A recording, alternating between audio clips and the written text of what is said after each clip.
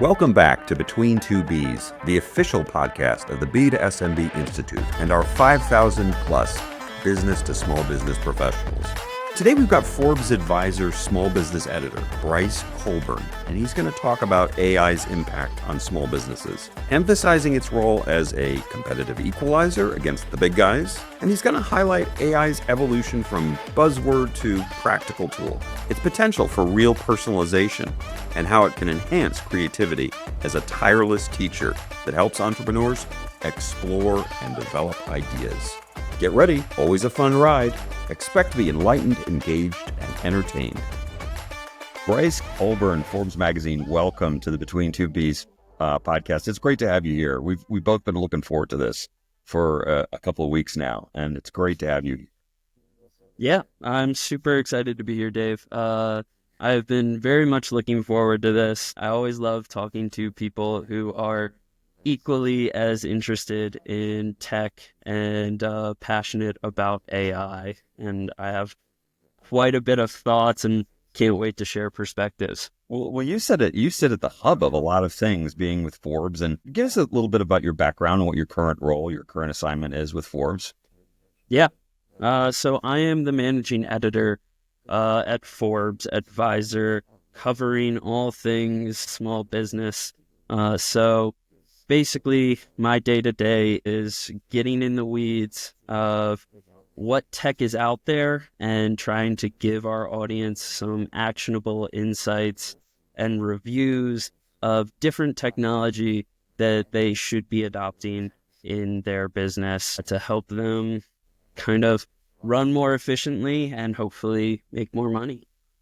Yeah, I mean, it's a noble cause, to say the least. I think there's so many of us who are trying to help small businesses in that regard. But from your perspective at the magazine, and I'm sure you talk to dozens of people every single week just in pursuit of the news and the stories and background information, you're probably one of the better people to ask when you accumulate all of the different news stories of 2024.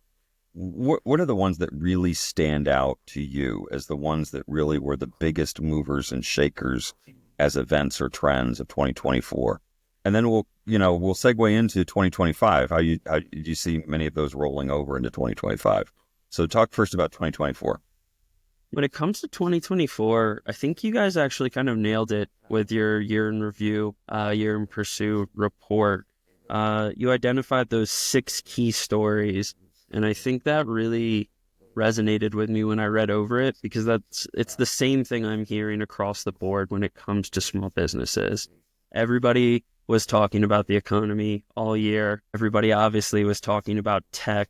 2024, it felt like the big buzzword of the year was AI. And it started, I think, as a buzzword and progressed by the end of the year as kind of a really innovative moment where everybody was pitching AI and adding that into their marketing. But by the end of the year, I really saw some massive improvements in that landscape. And then some of the other things that I really enjoyed when I was reading over that year in review was you identified green initiatives. And I think that was something that doesn't get enough coverage in a way. It kind of flies under the radar. You wouldn't expect it to, but it does kind of. And as we were looking at the statistics of the amount of money in the form of grants and, just initiatives that were basically going towards green technology, the number of small businesses that joined that channel, that just got into the stream and flowed with it was enormous. And so it's not a story you can really kind of pass over. I think it's one of those things where if you look at it, small businesses and going green, they almost feel like they are always going to be interconnected, because at the end of the day, with small businesses and with going green, it's all about your community and thinking about it from that common place of, hey, I want my home to be sustainable and last forever. And I also want the small businesses in my area to last forever and not get beaten by the larger guys out there. Yeah. And it was, as I think a lot of consumers are now with their pocketbook are kind of voting their ideology with their pocketbook, I think that definitely sits well with small businesses. They can be kind of on the front line of the reward of that because of the things that they're more capable of doing, frankly, a little bit more fleet of foot to do. As you kind of look at, you mentioned AI, and we should have a drinking contest every time that we say AI now. We'll have to take a drink because there's no doubt that it is the hot topic on everybody's lips. And, it seems as though I've been to this movie before in other waves of new technology, whether it was the internet or social media or mobile or, remember just a couple of years ago it was the metaverse. The metaverse was going to take over everything. And now it's kind of like, is it being overstated, overplayed for what its potential impact is on small businesses? Or do you think it's actually, just right? Or Goldilocks, is it, it's not hot enough, it's going to be huge? That's a phenomenal question, because if you had asked me that this time last year, I would have been like, oh, come on, guys, we're talking about this too much. And it's fascinating how much my perspective has changed in just 1 year's time. Now I think it should be the center point of most conversations in small business. And that kind of just speaks to, I personally feel I was a little late to the game there, which is funny because I know some people still haven't hopped on the AI train, and I totally get it. I'm a sci-fi nerd. I grew up watching T2, Judgment Day, and The Matrix, and all those things. So I was also skeptical and worried of the downfall of us all. But I do believe that when it comes to AI, it is going to be the best way that small businesses can compete with larger corporations, and it is going to absolutely change the world for the better. So I always come into these types of conversations now with a secret little mission to convince everybody, if you have not started using AI, hop on the train. It will absolutely make a big difference in your business pursuits. No doubt. A lot of people cite this notion that small businesses become more competitive as they really embrace AI. Put some meat to that. Because I think it's almost become a toss away line. Oh, small businesses are going to become more competitive. Well, exactly how? How is AI, do you think, or what are you hearing, how AI is going to help small businesses be more competitive? And I'm assuming not just with other small businesses. I'm assuming that a lot of people, what they're implying is competitive with big businesses. Yeah, no, I think that's kind of it right there too. It's not they're going to be able to compete with other small businesses. It is in a lot of ways the great equalizer. It makes it so small businesses can compete with the big guys. To put that into perspective, I know when I've previously talked with you, I mentioned there's this study, and I find it fascinating.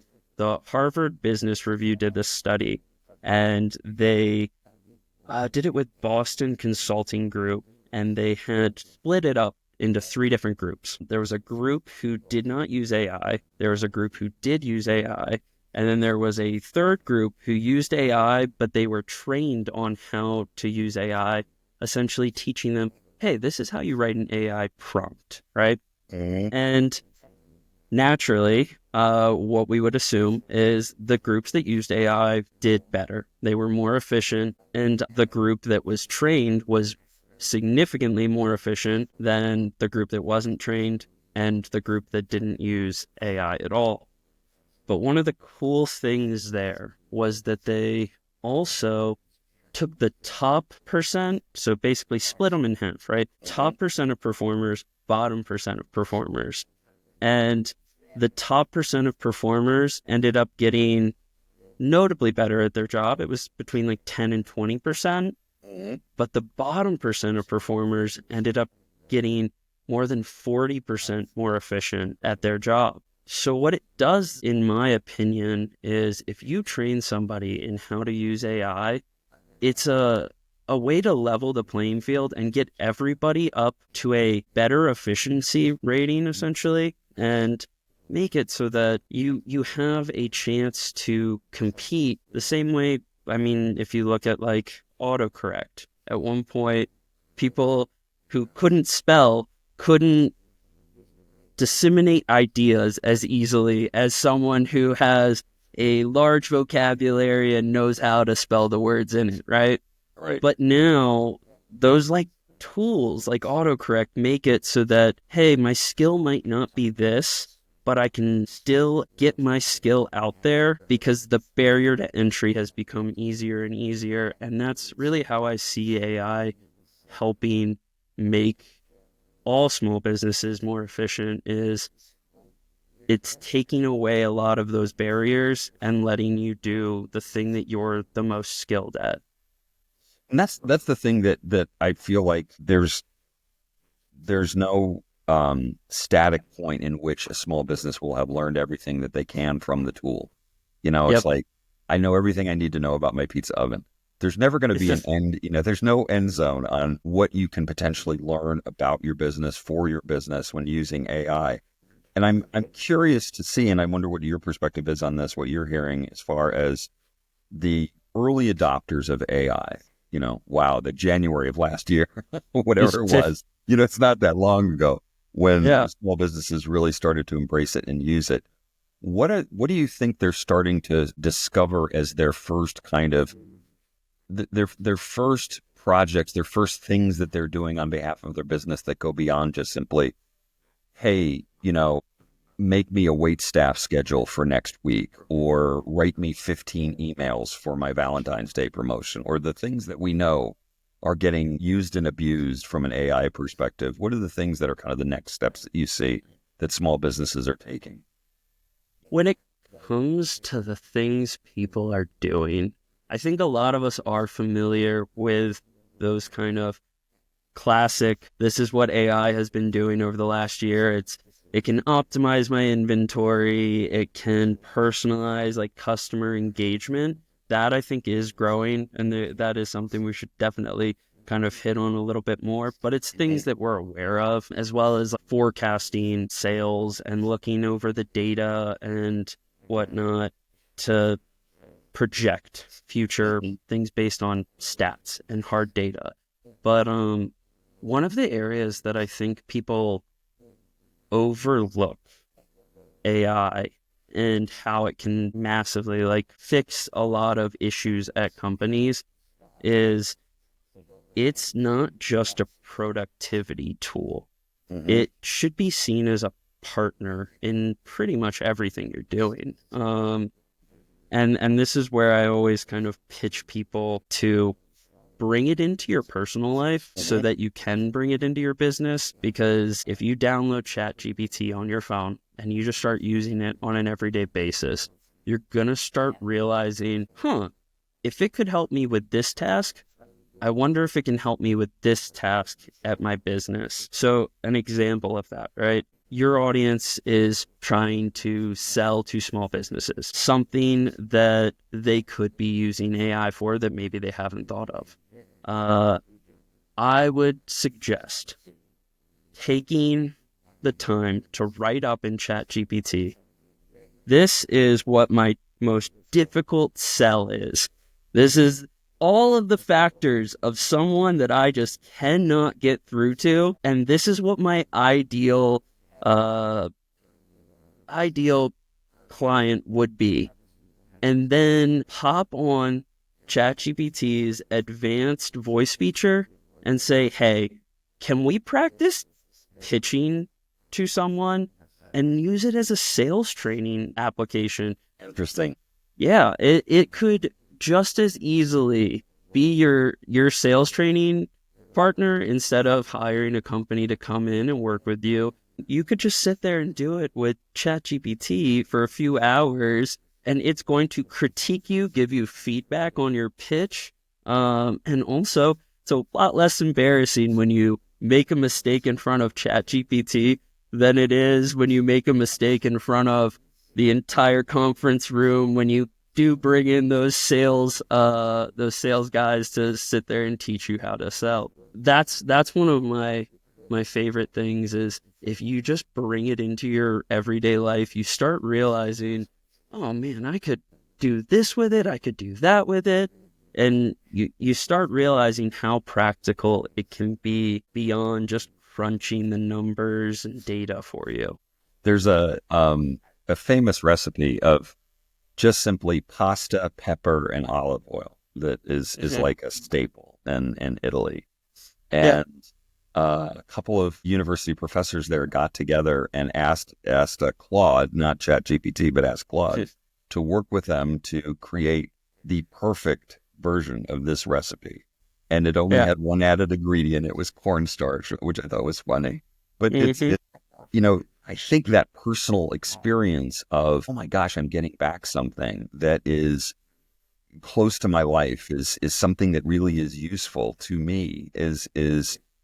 I become friends, frankly, with this agent that lives in the screen that's kind of, reaching virtually, shaking my hand and saying, let me help you. I got this, it's fascinating to see. And small businesses, I think, are personally inclined to be that way anyway.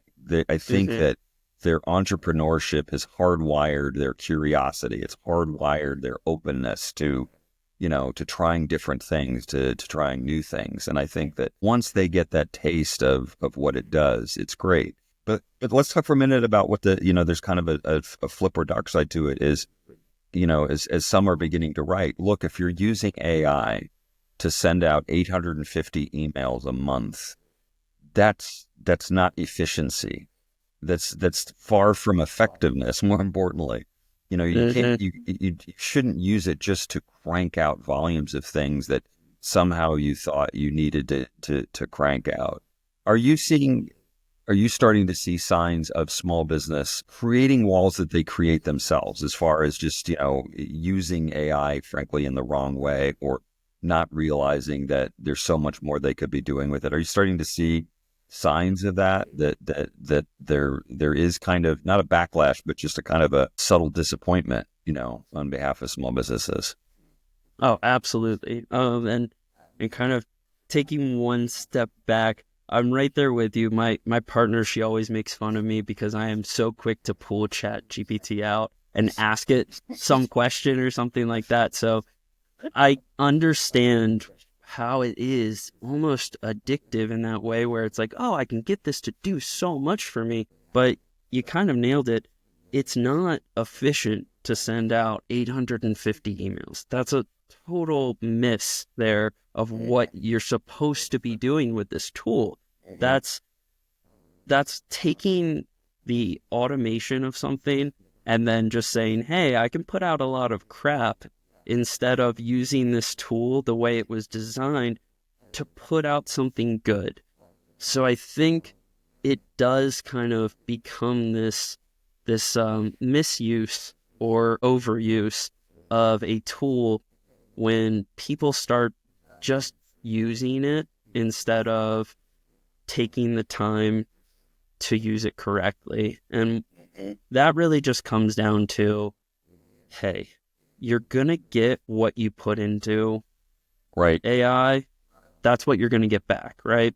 So that's where I think education is key. I think the more education you have on how to use AI and how to write a good prompt, you're going to get a lot better results back. That being said, would I rather see people overusing it than underusing it? Absolutely. Because hopefully if you're overusing it, you start to get better at it, and then you'll start using it in the right ways. But I do think right now it is being overused in a lot of small businesses where they've realized, oh, well, I can get so many more messages out. And it's like, yeah, you can, but take some time, do it correctly. But that overuse, I think, is also just kind of part of the situation where we have a rapidly growing technology that is new, it's exciting, and just like any rapid growing technology, that beginning stage where people are kind of interfacing with it, you don't know how to use it correctly. So I'm a big advocate of AI education.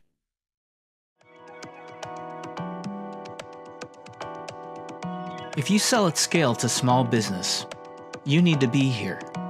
The 7th Annual Beat to SMB Institute Leaders Forum, May 14th and 15th in Sonoma, gathers business to small business executives from dozens of major brands to talk shop.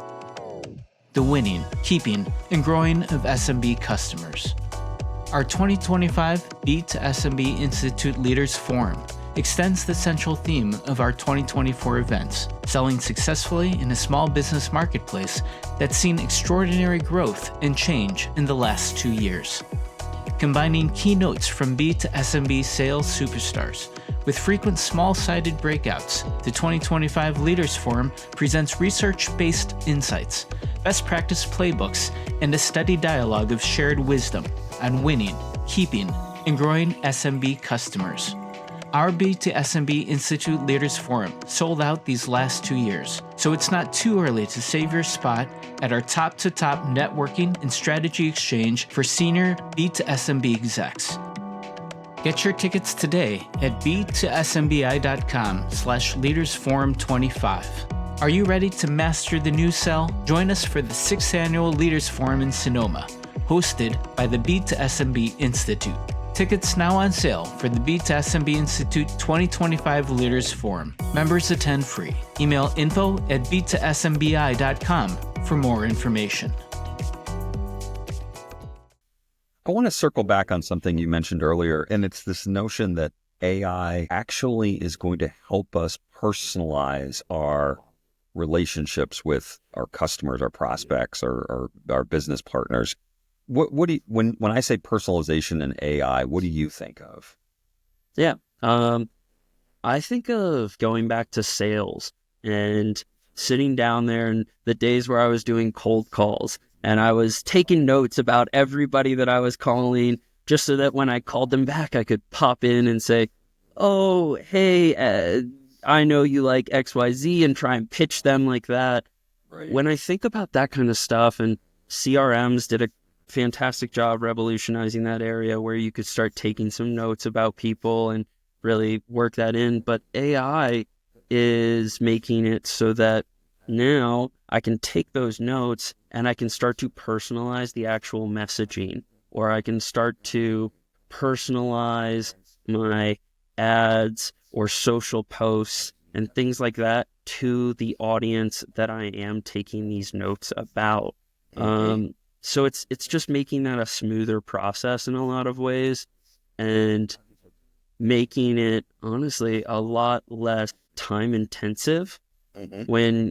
When before you would take all of those notes and then you would have to figure out, oh, well, how do I naturally weave this in and right. things like that. Right. If you just put that into AI and then say, hey, I want to naturally weave this in, it's going to help kind of guide you in the right direction of how to do that.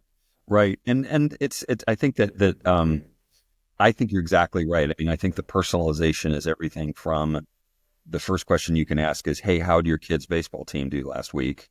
Because because AI has told you, to know that. But probably more relevant is that it can tell you what that prospect has told you about their last buying experience of a piece of hardware, or the person in their office who's going to be using this the most, who's very much a reluctant student, doesn't like using new applications. And you can start to unravel the complexity of every sale. You can unravel it into something that's a little bit more manageable and really customized, almost bespoke to that particular prospect, that particular person you're talking to. So I think that's potentially a huge impact. And then I think now that we're seeing AI really apply to personalization within e-commerce, boy, that's almost getting a little overwhelming. That's almost like 850 emails a day. If Amazon sends me one more time, we think found something you would like, which they're usually right, but I need to buy one more thing. That's the problem. My wallet can't handle all these recommendations. Yeah, exactly. Let's talk a little bit about another area of potential impact. We talked about efficiency and efficacy and personalization. Talk about creativity. Talk about how AI potentially impacts both positively and negatively entrepreneurial creativity. Yeah. Oh, this is an area that I'm really excited about. About this time last year, I attended South by Southwest, and I saw the head of Chat GPT, uh, Peter Deng, talk about how humans and AI should evolve together. And one of the things that he said that has really shaped my perspective and stuck with me is AI is like a tireless teacher because you can ask it anything and it will talk to you and help work through that. You could debate it if you wanted to, or you can ask it that question that you're scared to ask somebody, especially as a small business owner. Ego can get in the way a lot of the times with humans, and it's a little embarrassing to ask that silly question. It's not embarrassing to ask AI that. So, like you mentioned earlier, it kind of becomes a friend that you can kind of just talk to about anything. And I think that is a very important thing when you're thinking about creativity, because you might have a new idea, but you maybe haven't developed that new idea enough to where you are ready to pitch it or talk to somebody else about it. But you can take that idea to any of your preferred AI assistants and talk to them about it. And then say you're interested in a very out there topic, or your business is this very niche area, and you might not even have somebody that you could bounce ideas back and forth on because it is so niche that you're maybe one of the only people that is either interested in that or knows enough about it. Well, now you're talking to AI who has access to everything on the internet, and now it can go back and forth with you. So in a lot of ways, I think that ends up helping people develop creative ideas. There's nothing like having kind of an agreeable, non-judgmental audience to bounce, these ideas off of. And that is kind of, I think you nailed it. That is exactly what AI is. It really is that silent partner that says, hey, no embarrassment. Tell me what your ideas are, and let's kind of unpack them and let's rebuild them and all the rest. I go back and forth on this because, as someone who started as a writer, I don't want to imagine a world where AI is stepping in into human creativity and kind of we end up not finding the next Bach or Beethoven because AI is writing all of our music. That kind of nightmare scenario. But that said, I think that creativity drawn out by challenging our own brains and our own minds, like AI sometimes does. AI, as if nothing else, can be really wonderfully provocative and go, wow, I really didn't think of this. I've told this story too many times, but there was a small business that I had invested in at our 1871 incubator here in Chicago that was a pair of ex-Air Force drone operators who made an iPad dashboard for a set of sensors loaded onto drones that measured moisture in cornfields and soybeans. They're both from DeKalb, so they're from corn country. They basically, they took this technology home. When they were working on their pitch deck for their Series B round, they sent it through ChatGPT to ask it the question, we need the page that says what other applications there are for this. And all they could really think of was, soybeans when they're first planted, soybeans when they're halfway grown, soybeans with wheat. They couldn't think past the fact that the majority of the application was going to be beans and corn. Well, all of a sudden, ChatGPT comes back, as it usually does within 30 seconds, and says, well, this could be really good in aquaculture. It could be really great for forestry management. It could be really big for livestock management. They just went down this list and had 10 or 12 different things where you went in and go, wow. And all of a sudden, they just needed that prompting. Then their creativity took off. And they started to think about all sorts of other different kinds of deeper applications in kind of those areas. But here's the problem we can help solve specifically in those areas. And it really, unlock their creativity in a tremendous way. And I always am reminded of that as I look at entrepreneurs struggling with those creative challenges of what other businesses should I get into? When should I expand? When I do expand, what should I do? Am I better off in this demographic area, in this trade area, to do a pop-up or a full-blown restaurant? All of those things that potentially, again, ChatGPT can be, or any of the platforms can be that assistant in getting it up. I love that example so much. I think that is perfect. I think that is a beautiful way to kind of illustrate this too, because I completely understand the fears that people have when it comes to creative areas, right? Mm-hmm. You don't want to see a world where every movie and every song is done by AI, but I think that really nails the way that AI, it can help unlock a lot of our potential, right? It's helping point out, here are some other perspectives, because when you are that close to a topic, like these guys making the drones, they're only seeing it from that perspective that they have, but AI opens up every other perspective, right, and then gives them the opportunity to take their expertise from their perspective and say, oh, that's actually a really good idea, and put more thought into that. So I don't think it kills the world of creativity as much as it actually enhances the world of creativity, because it frees up your mind to use your creativity in ways that you never would have considered before if it wasn't for them prompting you.